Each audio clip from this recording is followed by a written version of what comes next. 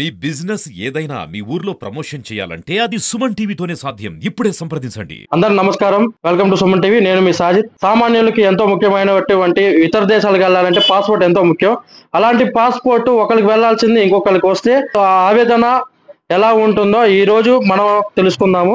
నమస్తే అన్న, మీ పేరు? కొమరా కాశీ అండి. మీరు ఎక్కడి నుంచి? మాచెర్ల 18వ గొడవ సార్. ఈ నెల 18వ తారీఖున పాస్పోర్ట్ స్లాట్ బుక్ వచ్చిందండి. బుక్ చేసుకుని వచ్చిన తర్వాత వెరిఫికేషన్ అంతా అయిపోయిందండి. అయిపోయిన తర్వాత ఇవాళ మార్నింగ్ నా పాస్పోర్ట్ వచ్చిందని పోస్ట్ ఆఫీస్ నుంచి సమాచారం వచ్చింది. ఆ సమాచారం తీసుకుని పోస్ట్ ఆఫీస్కి వెళ్తే నా పాస్పోర్ట్ తీసుకొని సంతకం పెట్టాను. తీరా ఓపెన్ చేసి చూస్తే అది నా పాస్పోర్ట్ కాదండి, వేరే వ్యక్తి ఉంది. సో నాకు ఇబ్బందికరమైన వాతావరణం ఏంటంటే నా పాస్పోర్ట్ వేరే వాళ్ళకి వెళ్ళింది, వేరే వాళ్ళ పాస్పోర్ట్ నాకు వచ్చింది. దానివల్ల నా పాస్పోర్ట్ మిస్యూజ్ జరిగితే ఎవరు బాధ్యత?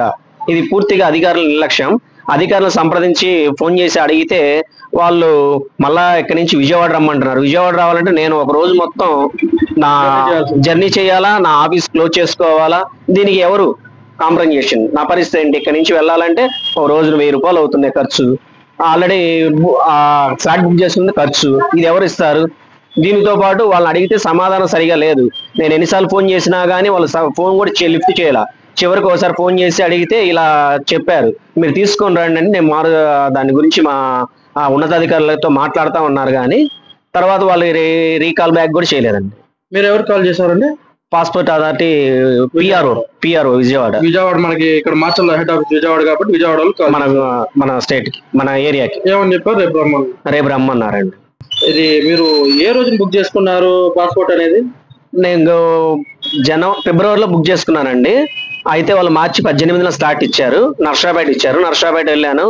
అక్కడ వెరిఫికేషన్ అంతా జరిగిన తర్వాత పోలీసు వెరిఫికేషన్ కూడా అంతా సక్రమంగానే జరిగింది.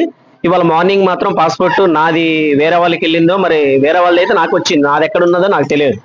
ప్రజెంట్ నా పరిస్థితి, నా పాస్పోర్ట్ ఎక్కడుందో నాకు అర్థం కావట్లేదు. కొంచెం ఇబ్బందికరమైన వాతావరణం. నా పాస్పోర్ట్ లేకపోతే ఎక్కడికైనా వెళ్ళాలన్నా కానీ దేనికైనా కానీ ఆ పాస్పోర్ట్ మిస్యూజ్ అయితే ఏంటి నా పరిస్థితి? ఇప్పుడు పూర్తిగా పోస్టల్ డిపార్ట్మెంట్ నిర్లక్ష్యమా? పోస్టల్ డిపార్ట్మెంట్ ఎవరిది లేదండి, పాస్పోర్ట్ అథారిటీ వాళ్ళే. అన్నిట్లో బుక్ మారింది అంతే.